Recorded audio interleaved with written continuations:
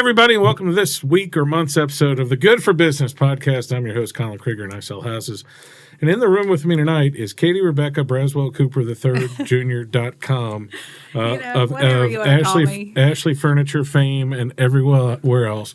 What are we really supposed to call you on the show? So, Katie Cooper, essentially. Okay. I've never been called Rebecca. It's always been Katie since the day I was born that I know of. Okay. Well, I usually stick with women. I tend to go with what their name is on Facebook. So if I see your name on Facebook changes or I see something like that, I'm like Amber Murphy Brislin. Like I roll with the names like that, and that way I know. And if you don't have it on there, for example, my favorite story is that I told Josh Gillis is that I didn't know Amy Vogue was his sister for years, but really until about a year ago. Amy and I went to high school together. Okay. Well, so her Facebook doesn't say Amy Gillis, for sure. But that doesn't really roll off the tongue though. Some names do, but like I'm Colin Krieger. That's a natural preppy sort of thing. So, all right, well, go ahead and tell me your life story. Oh gosh. So I was born and raised here in Columbus, Mississippi. Just a hometown girl. Where'd you go to high school here? I went to a few high schools. Okay. Some might have called me a problem child. So I went from private school to public school to private school to public school. I started off at Emmanuel in kindergarten and then transitioned to the public school system and went back into the private school system around the 6th grade, where I went to Victory Christian Academy up until my 10th grade year, and then a very short stint at Columbus High School before graduating from Heritage. Okay. So that's a big. You made the rounds. Yeah. Did you grow up in the suburbs or in the city or where? So I grew up in the county, like right outside of the city limits, but not quite in Caledonia School District. I always remember my mom like wanting to send me to Caledonia, but not being able to because of where we lived. I've been to that house, right? Okay. Yeah, you have. I went scourging in her house for baseball cards and stuff. Yeah, that's right. That's right. And what was your first job you ever had? Oh my gosh. So first, like, job being Old Navy. And then, so my mom was the marketing director for The Point for a really long time. And so I worked out there from the age of 16 to like 21. What's The Point for me and for people who don't know? So Plantation Point is a retirement community. Oh, okay. There's houses and then assisted living and also the nursing home, the Windsor. Yeah, so, my mom got to stay there a little while. It wasn't really long. So yeah. So I sat with some elderly people out there. I sat with Dora Mae Somerville for a really long time. She was a senior English teacher, and her husband was the postmaster of Aliceville, Alabama. And it's so cool because, this past weekend my dad lived in Aliceville Manor, and so we got to go back to Aliceville, and, there's this big building. The Somervilles were a really big family in Aliceville and did a lot of good things for the town, so it was just cool to get to go back and do that. And Aliceville isn't all that big. It's we hanging in there. We met the mayor. Yeah. He was the funeral guy. Well, that's what I wondered. Yeah, I always say that Caledonia is like that, too, where they're slashes. Yeah. And not slash like the world famous guitar player, but slash like I'm the mayor, funeral mayor director / postmaster / garbage man, where they have several careers of varying degrees of success. For sure. He actually has a church here in Columbus, the Northside Church. Yeah. You got to stay busy. You get in small towns. Like we had my internet friend, famous friend, Stafford Shurton here last week. And he lives in Drew, Mississippi, which is population 1,800. And he's like, it's not even 1,800. Like it's a little lower than that. So everybody's got a couple jobs there. So. Yeah, for sure. So you ever work any restaurants or anything like that? So I did have one restaurant job. I worked at McAllister's for a long time, in and out. It's just kind of the lifestyle that I had at the time. I didn't keep a job for very long. Yeah. So like at Old Navy, when I stopped working there, I started doing the full-time sitting gig. I was really kind of in the social scene of things, so that gave me the flexibility to kind of make my own schedule and go out and socialize and all that kind of stuff. When I graduated high school, I tried the college thing. I went to the W for like half a semester, and I was like, yeah. When was that? When did you finish high school? It's not for me. 2003. Okay. Yeah. Well, I had a lot of run-ins with a lot of folks in your general age group from 2005, 6, and 7 when I came up here after Katrina.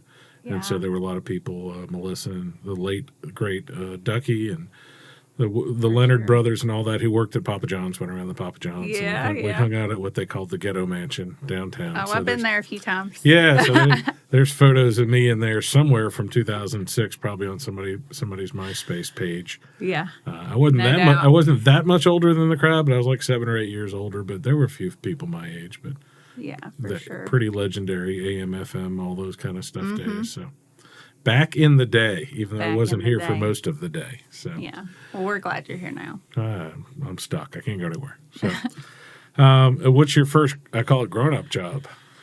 First grown-up job. Are you still looking? I mean, no. I think I've got a grown-up job now. First grown-up job, I guess, would be working for my cousin Carrie Jordan. She used to be a local attorney here. I was her legal secretary for a short amount of time. And she's down. Is she in Natchez now, or did she move down south? Somewhere along that lines. Yeah, she's public defending now, I believe. Yeah. Okay, that's a grown-up job. Yeah, I mean it's a grown-up job until it wasn't anymore. Yeah. When when you go out drinking after work and you get pulled over by your neighbor highway patrol officer, you think that they would just let you go home. Yeah. That's just not how it works. They frown on that? Yeah, they frown on that. But luckily, hindsight's 20/20, I definitely am glad that he got me off the roads and kept, Lowndes County safe. Well, most of that's like a one-time, you get that, you learn your lesson. A lot of people at the one time you get scared. Yeah, quite scared enough. My lesson for that here was when I worked at the Packet and I got to know all the cops and deputies, and they're like, they would just say, I wish people would just call 911 and ask for a ride home. Yeah. And once I heard that, I'm like, it's so insulting for me to even drive with a buzz, because I'm like, I especially with the people I know, I could just call a cop and get a ride home. So yeah. Plus, of course, at the Packet, I saw all kind of people dead mainly from not wearing your seatbelt. Wear your seatbelt, kids. Yes. That's my lesson there. Okay, so currently, don't drink and drive. Yes. So you were married. I don't want to say currently you're married to Lance Cooper. You were married to the well-known man about town, musician to the stars. And is he a teacher now or something? He works for Capella University. He is an enrollment specialist. Okay. So he helps people get started in their college journeys. A lot of people know Lance Cooper from singing and playing music here and in Starkville for over 20 years, I guess, now. Because, like I said, he was with the aforementioned AM, FM, and played with Justin Kleber everywhere in the world, and was the original music coordinator for all the fundraisers we started at Zachary's, and then he worked with Ryan Munson, and then at Munson Brothers, and now he's doing a cappella University, which sounds more appropriate for a singer. And so you just had one of your... And he's got some gigs coming up, too. So I saw one of the posters. He's been playing at the Tavern. He played at Georgia Blue the other night. That's what I saw, just trying to get back out in the music scene. That is something that's one of the reasons I really love him, is because he is so passionate about music and not just like playing music, but like he wants to bring it to the community and make it a community thing. And I just love that so much. Music brings people together, it's healing. So, all right. And you've got I don't know, what do we call Ben a stepson that just graduated high school? He's one of my kids. One of my kids. Yeah, no, it's been long. How long have you and Lance been together? So we've been together 6 years. This will be 6 years. That's it. Yeah. Once you put in more than like 4 years with a teenager, you own them. I've almost claimed all 3 of my daughters. Oh, I've had them the entire time. They grow up so fast. I dislike it so much. So last year in August, we lost. Everybody's telling me don't say I lost my girls, but yeah, they both left the same day. Like one to go to college and one to go to MSMS, and we were just like, ugh. And like we have Julie at home, and she's all right, but and now we have three. Now we're one night into three girls at home again, and we're like, all right, you'll go Go do back to something. where he came from. Go do something. So, and talk about like you've been involved, if I'm correct, in mental health and like physical health, mental recovery space for a while. Is that Sure. So actually, like to go back a little bit, Lance's ex-wife Melissa, who is a counselor, a therapist, I should say. Her and I met over a decade ago. And it was when I was going through some mental health things with my mom and having her committed. And I went through some mental health things with my dad and had him committed. And she was working for Dr. Ali at the hospital at the time. And so, we just kind of met and we hit it off. And she was super empathetic and compassionate and, shared some stuff about her story. And we just really connected. It's so weird because, like, I feel like we have, like, kindred spirits, Yeah. and the universe saw fit to bring us together and connect us in that time that I know I really needed it, but it's just so cool how things worked out between us and how we're family now. And Yeah. There's sometimes I use y'all as an example. There's some people who I say the same argument with homeschool. Sometimes there's people at homeschool because it's socially they're more worried about what people think, and they're actually being kind of lazy with the kids at home. I can tell you during COVID, it's a miracle our kids went to MSMS because we were in the cocktail pool the whole time during COVID, and we weren't teaching tried anything. the homeschool thing. It was not for us. But y'all are the example I use for the upside of co-parenting. Some people use that co-parenting phrase, and people have. I'm 50. My generation or my age and older are like, okay, it goes in line with pronouns and all this other stuff. They just can't grasp it.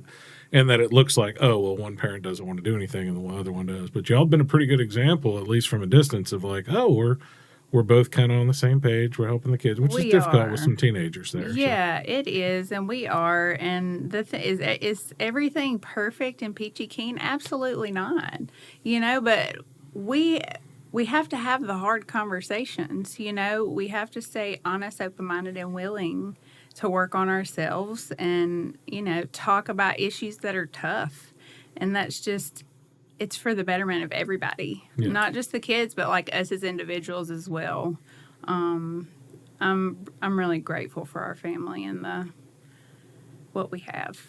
It's special. So talk about the other kids. So... Are you talking about the Cooper kids? The Cooper kids, yeah. So, Ben just graduated. He's going to MUW Honors College. Yeah. I'm so excited for him. He is smart as all get out. And then, Lola, she's on the New Hope dance team. Jacob is just wild. I love him so much. That kid will never stop talking. Yeah, I remember Jacob the day he was born. We called him Squishy. And I was like, Melissa kind of moved out of the downtown area when he was getting to be toddling around, so I don't see him as much. But we're all kind of getting to that age where our friends have kids graduate high school, and you're like, you don't see it when it's yourself, but then you see your friends like Steve Robertson, and I was like, oh my god, they were there too. I know, I was like, oh my god. Like of people I knew them when they didn't have kids, right? And I've only been here 20 years, so I'm like, that's pretty rough. Yeah. So at the MDW, do they live at the dorm at all? Freshmen? Yeah, there's an honors dorm. Okay. So yeah, he's gonna be moving in, and oh god, yes, Lord. I'm excited for him. I think he's gonna, blossom, find his people, and he's gonna do really great things. I think his major, he decided, was political science. Well, there you go. Yeah. Not a bad gig. He's a really talented photographer, and so I think he could really go a long way with the political science degree for sure. But you never know. Kids change their mind.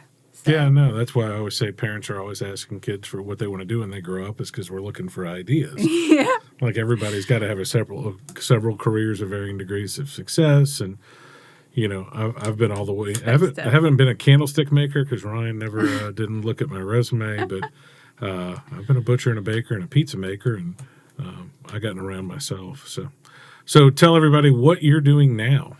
So now I'm working at Ashley Furniture. and accumulatively have been with the company for over 10 years. Okay. So I worked there the first time, and then I got pregnant with August, stopped work for a little while. Things happen in my life, and I'm back. And I don't know, Ashley Furniture, this is the job that I've always had a passion for, that makes me happy, that makes me feel like I'm doing something good for the community, being able to provide a service to, help somebody get a better night's sleep, or, make them smile when they walk in a room because they enjoy what they see, or just help them have something to better their lifestyle, So it's... And you get to see, being in real estate, like we have moments where like people just got engaged and they closing on a house or just got married, but like you're literally seeing people coming in with holding hand in hand, because it is really like, let's get married and then we're getting a place together, so we need that bed or that couch or whatever. That's right. Mainly because whatever the guy has is probably garbage and nobody is putting up with what we have whatsoever. No doubt. Yeah, we're good Ashley customers because we eat furniture with 3 teenage daughters and multiple animals. In my house, we just eat every couple of years. We're just like, we've got a protection plan for that. Yeah, I don't know with the amount we're destroying them. I think we had it on one of them, but I forget what happened. But we'll be coming through there soon. So sweet.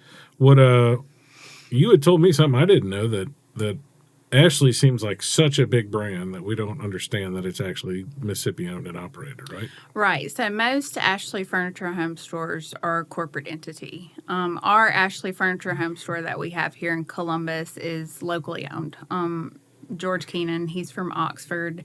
He is there Monday through Thursday. It is a single man owned store. And so, when you're shopping with us, you're shopping local. And I definitely would like to let people know that. I feel like they tend to think that since Ashley Furniture is on the door, but how else are people going to know if we don't tell them, No, that's part of when you brought it up with me, it made a difference. And having a background in like franchise development for Papa John's, like I know that most Papa John's are owned by some dude. Yeah. And like the Dairy Queen here is owned by some dude. And usually McDonald's, half of McDonald's are corporate, half, but like, you got to get to like Walmart level where it's not a person who saved up their money and built it and did this to get, even including Express Oil Change in here in town. I'm just going down the list of things I can think of, and I'm like, oh, this is just one dude or one woman or a couple people got together and built something. And it does make it better when you find out it's somebody local. Plus, y'all do a phenomenal job of supporting nonprofit charity stuff. So, well, we try. The owner and the manager are like that. That's one thing that they really like to do, is just help local businesses out. They want to enrich the town and do a little bit of good where they can. So, and it makes me happy to work for somebody like that. No, it does. Yeah. And so do y'all see seasonal differences in business? Like, are there some times that are busier? Sure. Tax return season? Yeah, tax return season is normally busier than the summertime. We do get a an upscale in mattress sales during the summertime. Hint, hint. Ask for Katie. And just right there at Thanksgiving too, like Black Friday, there'll be a real big pop of business for like 3 weeks. Yeah. But yeah, it differs. It changes. It varies. Does the price of gas affect everything? Gas and groceries? Yeah, absolutely. We just had to have a small price increase, and it just is what it is. Like it costs more to get the furniture there. Yeah. So every once in a while we do that. But it's been several years since there's been a price increase at Ashley, and it wasn't a really huge one. But he did have to make a change. So how much do people test out mattresses? Do you ever have people come in there and fall asleep and take a nap? Or? So yeah, we've had some people come in there and take a nap. I guarantee you, husbands have, because I've almost fallen asleep sitting in the easy chair, waiting for my wife to like walk around and stuff. So yeah, I encourage my customers to come spend some time in the mattress room. It's the most important piece of furniture for your home. It's the one you spend the most time on, or hopefully you spend at least 6 to 8 hours on. But not a lot of people get 6 to 8 hours of sleep. So we need to make sure the quality of sleep is really good if you're not getting enough. So I encourage my customers to spend time in the mattress room. Another good thing that we offer for our higher end mattresses is a 90-day sleep trial. So you actually get to take it home. You have to sleep on it for 30 days. If after the 30 days you're not satisfied, we got 60 more days to come and choose whatever you like from the store. So There you go. Yeah. What's the super fanciest, neatest option you have? Speakers? Oh yeah, You told me. You told that yeah, she's yeah. in our B&I group, Business Yeah. Network International. We meet every Thursday from 8 to 9:30 at Events Off Fifth here in visit downtown us. Columbus. Come visit us. But you talked about like a app that's hooked in and plays music depending on your mood. And if you- Okay. So Tempur-Pedic has this option of, like if you have a king-size bed, doing a split mattress. So if you and your sleep partner have different needs on your mattresses, say the wife needs a firm, the husband needs a softer mattress, we can do that. It is an individual sleep program that we offer. We offer the adjustable bases as well, the head lift, foot lift. There's some stigma around that. Well, I'm not old enough for that, or this or that. But there's a lot of health benefits I've only to been be on, had. I've only been on one, and I liked mainly the foot lift thing. And I understand that wives like it, the head lift, because they can keep their husband from snoring by putting them kind of upright. Yes, so. yes. Just 6 to 8 inches of head lift will hopefully alleviate that.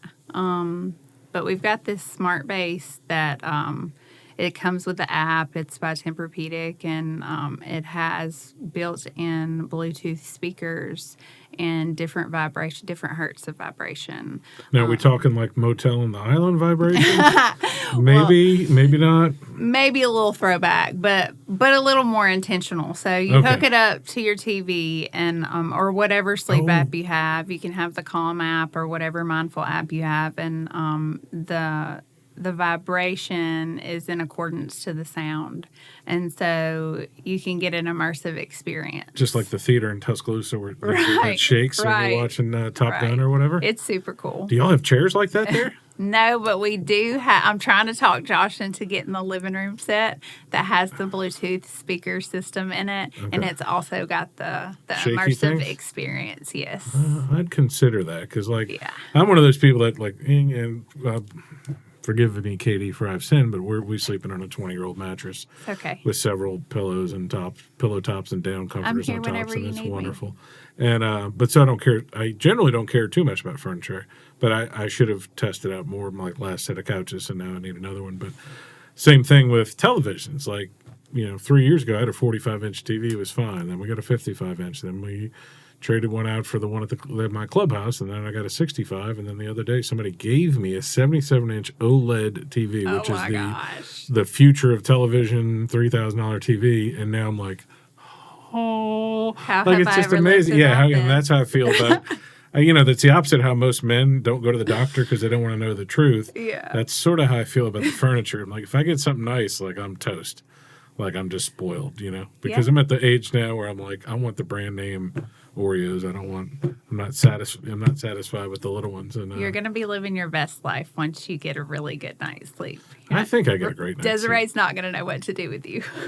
I don't know if the world can handle more energy from Uncle Colin, as I call Oh, myself. goodness. So how's the baby doing? How old's your baby? August is not a baby anymore. Jacob's actually younger than August. So Really? they're 10 months apart. Oh, okay.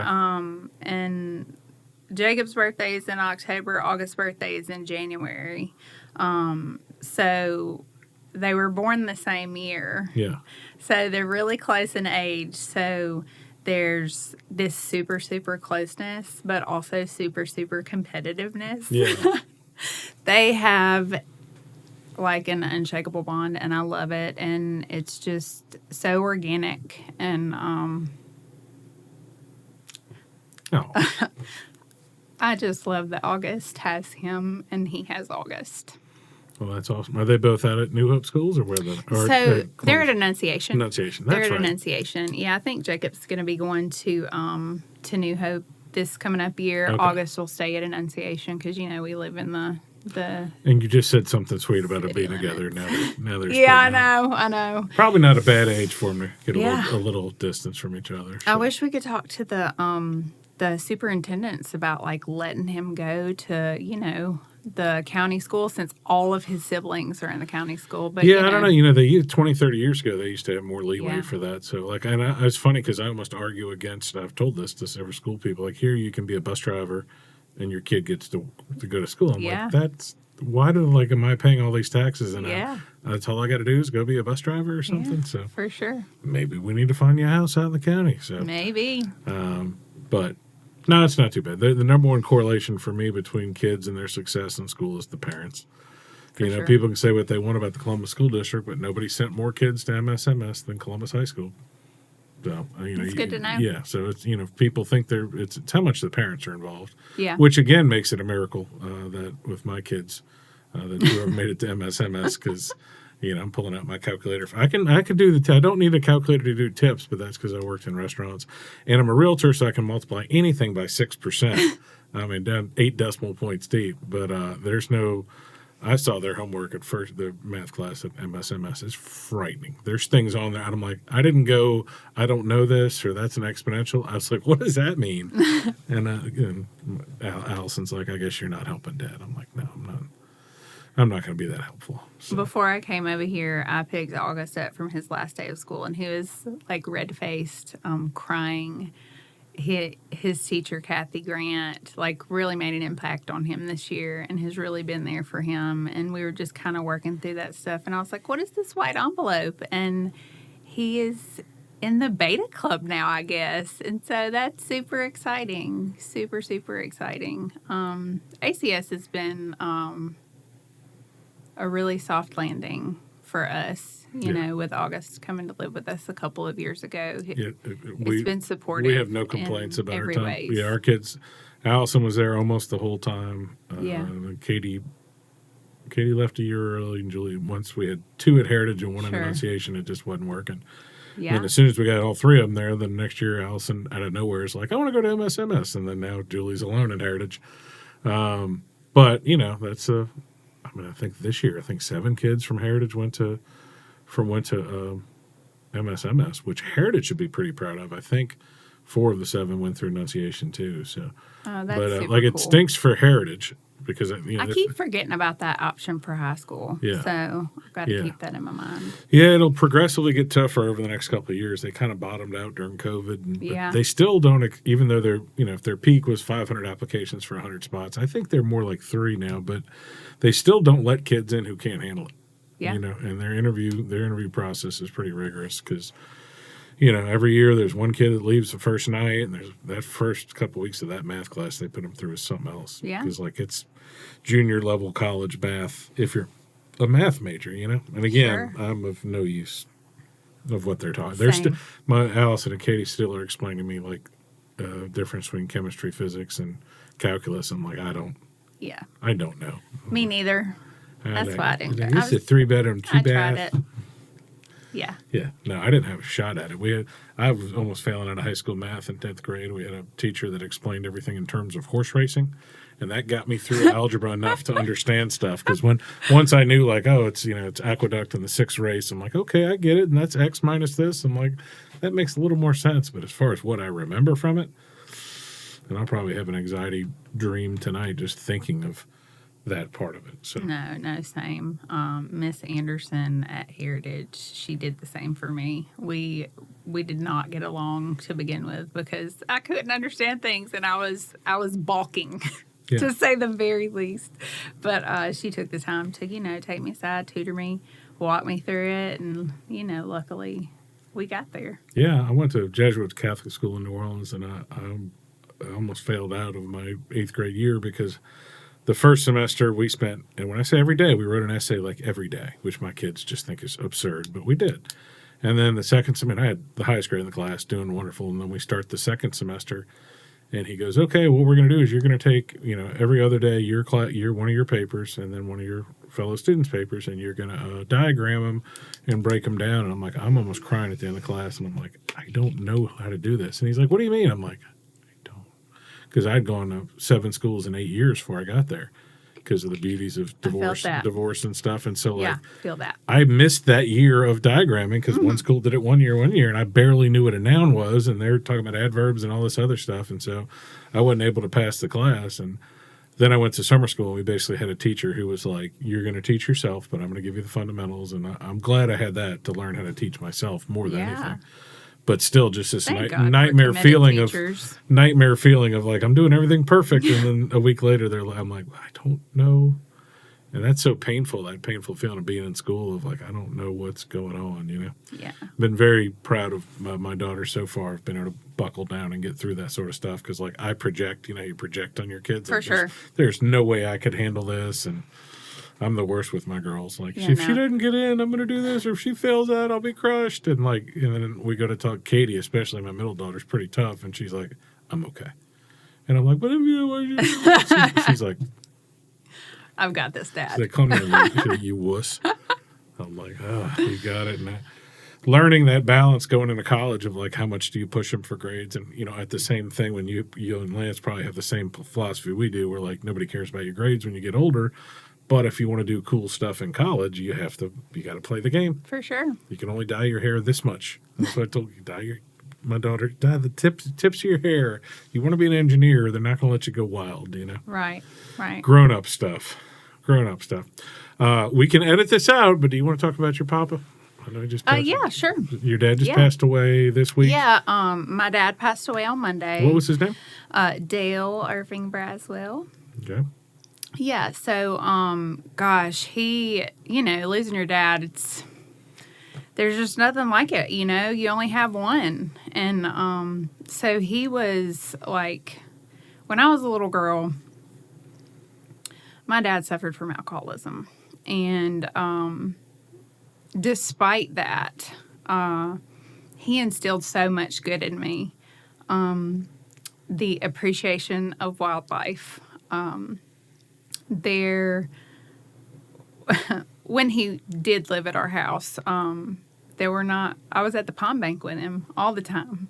Either hunting for crawfish to go fishing or cook crawfish or fishing for fish or, and he taught me how to fish. And, I used to be able to outfish him when I was a little girl.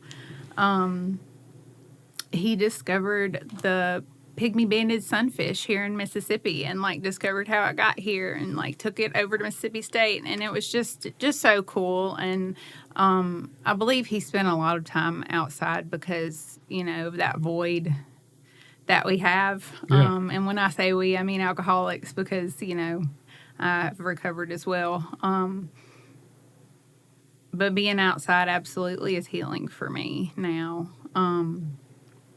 He, my dad was such a special guy. He would much rather live off the grid. He lived in Jacksonville, Florida, on an island in a tent for several years. He would sell fruit and oysters in a stand. He worked on a riverboat. He wrote poetry and songs, and he sang them. And, he loved God. And he was very passionate about a lot of things. Well, I want to say that's something I think I'm more optimistic as the world in the future progresses, is that 30 years ago, if you were kind of a unique sort of outcast, you didn't know who to talk to. So unless you ended up on an island in Florida or in New Orleans or in New York, which is why the weirdos all went there, Yeah. it was real hard to find your tribe and stuff. And now, because of the internet, or in spite of it, man, nerd culture is half the culture.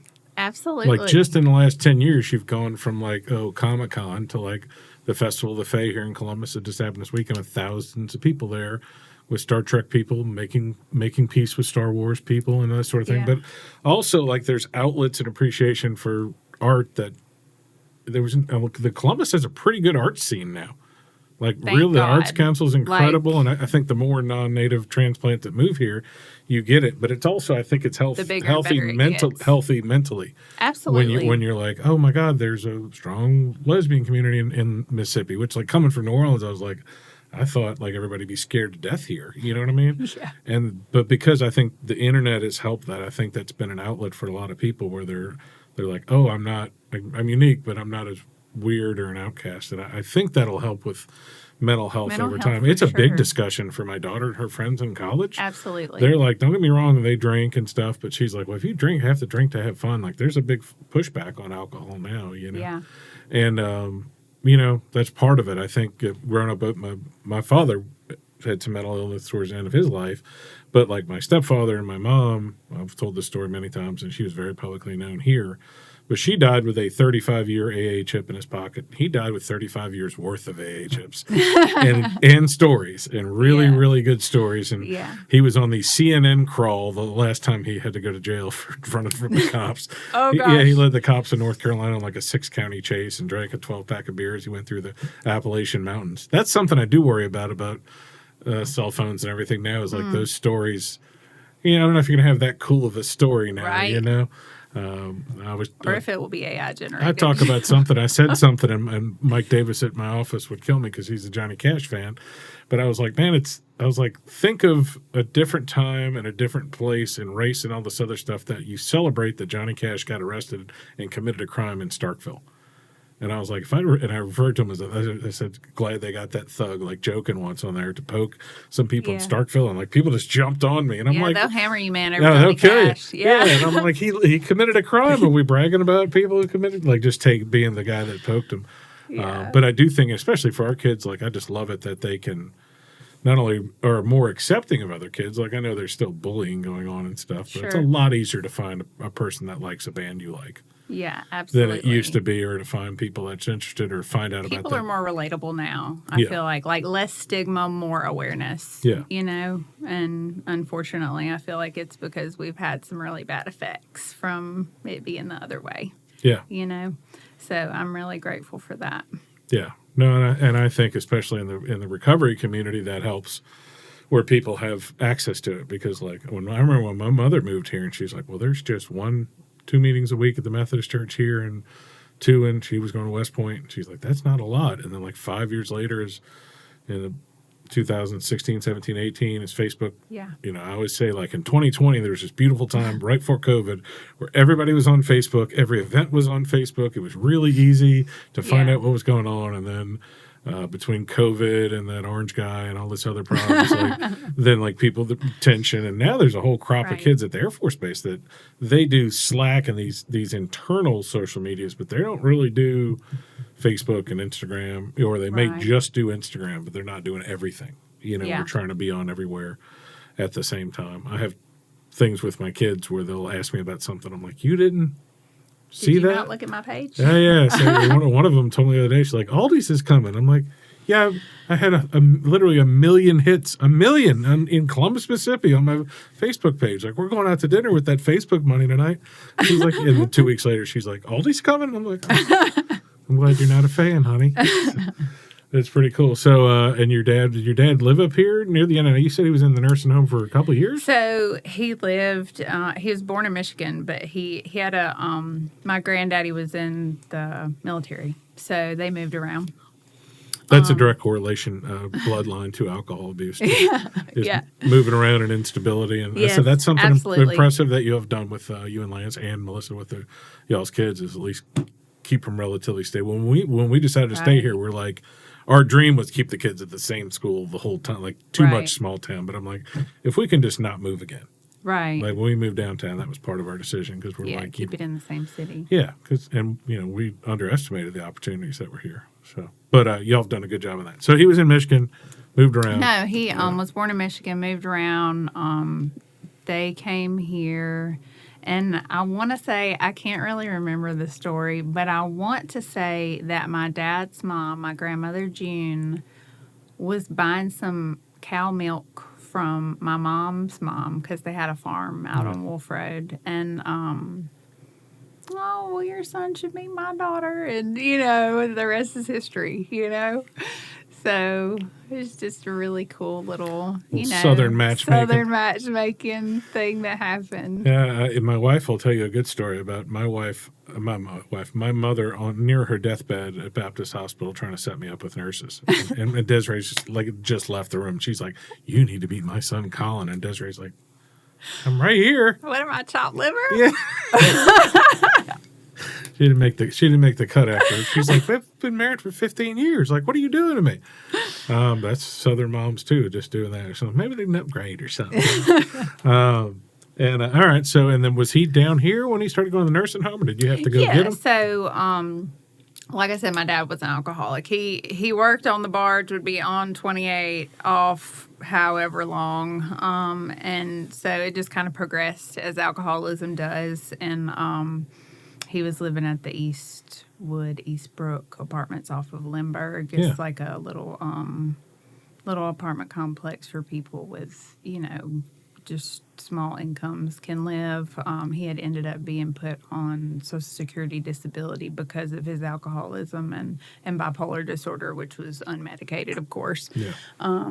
So he had an incident there, stayed in Baptist Psych for a little while, and my great friend Lindsay Clemens helped me do the power of attorney paperwork, and like literally went up to the hospital with me, held my hand through the whole thing, walked me through it. I'm so grateful that she did that because, after that, and the people at Baptist were great. The people in the Jerry Psych unit were really great. They treated my dad with dignity and love and empathy. Where you don't get a lot of that with, dealing with alcoholics and mental disorders. People just don't understand sometimes. Yeah, and it's such a big thing to handle if you're not related to them, Right, and so they treated him so well. But we found that little nursing home. They had a spot available, and the social worker told me, hey, this is a really good spot. And so I did some research, and he went out there and lived his best life for the last 3 years of his life. I mean, he was singing with the choir music program and writing poetry and singing again and doing artwork. And they would take him on fishing trips and just all the things that you could ever want, for your parent in their last years. And they helped give that to them. And, I was able to take August out there, and like they developed a relationship, and just super, super special. A lot of healing went on these last 3 years. Well, that's a great gift, and you never know, because like when something like that starts, you feel like you're, with a lot of people who have in generational dependency stuff, you feel like you're taking care of them. You know what I mean? And that's a lot of pressure. And to be able to get to that point, like I spent more time with my mother the last 3 months of her life than I had, and she lived here for the previous 10 years. Yeah. And, a lot of discussions, but some of it's just passing stuff, but it's just unbelievable what you can fit into that amount of time. Absolutely. And that's what a valuable thing you're able to do for him to get him in there too. Yeah, so, absolutely. And I would be dishonest if I didn't say that some stuff came up when I found out that, yet again, we've done this before. There have been several instances in my life where, I've had to kind of go bail him out of stuff.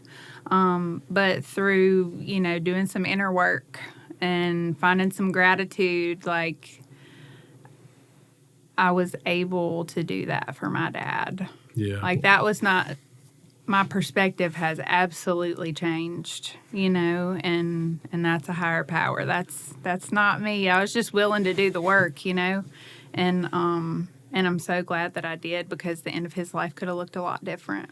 Yeah, it would have been easy to dismiss him and just have that narrative like, oh, he's bipolar, he's crazy, and for sure didn't treat me right. And then you do something right, but you never know the lesson that leaves with your kids too. That's right. Because your kids don't listen to you because they're too busy watching what you do. That's exactly right. right. And mental health and therapy stuff's been a big deal for me the last couple of years. I've always been a personal growth guy, but you can't have the courage to forgive others till you're forgiving yourself. And best example I had, I actually spoke about it in B&I a couple weeks ago, alluding to personal growth, but it was just like, if you went out and had a bad piece of sausage pizza, you wouldn't, first of all, you wouldn't take it home, and then you wouldn't put it in a special room in your house and warm it up every single morning or at 3 a.m. every night and eat it again and get sick again. But we do that with ourselves and our memories constantly. Yeah. And it's easy to replace it with something good, but you just have to let it go, and you can't let it go until you forgive yourself and Right. work through it. So, well, that's an incredible gift that you got to give for him. And is you burying him locally, or are we getting? I know it's.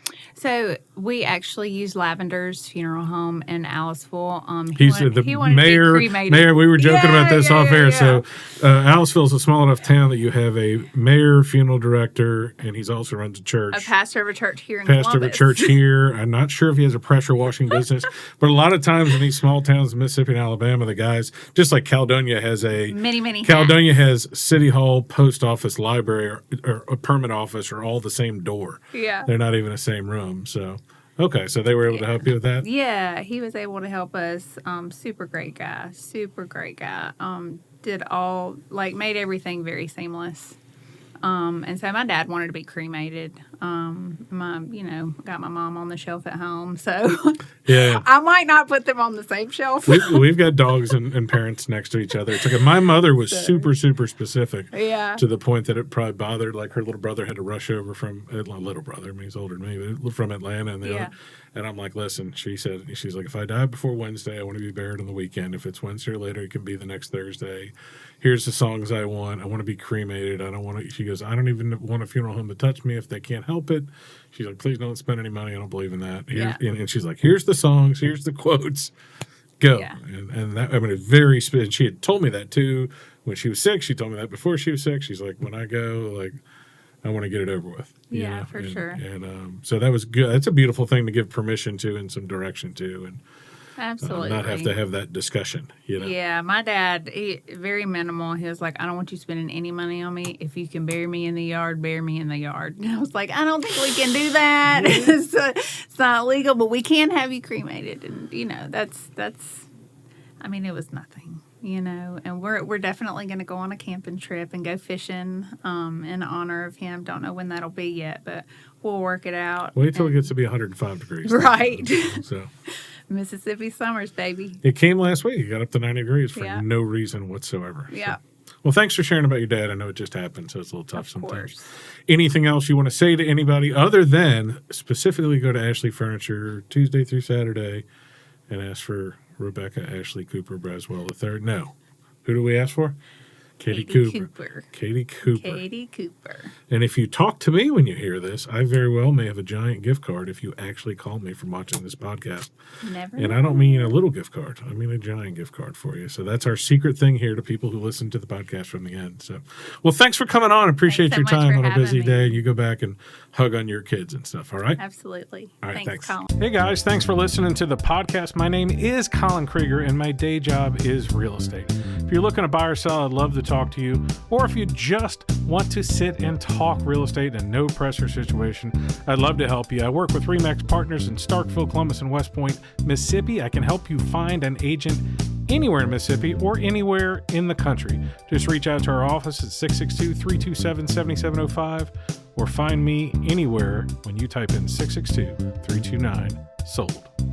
Hey guys, thanks for listening to the podcast. My name is Colin Krieger and my day job is real estate. If you're looking to buy or sell, I'd love to talk to you. Or if you just want to sit and talk real estate in a no pressure situation, I'd love to help you. I work with RE/MAX Partners in Starkville, Columbus, and West Point, Mississippi. I can help you find an agent anywhere in Mississippi or anywhere in the country. Just reach out to our office at 662-327-7705 or find me anywhere when you type in 662-329-SOLD.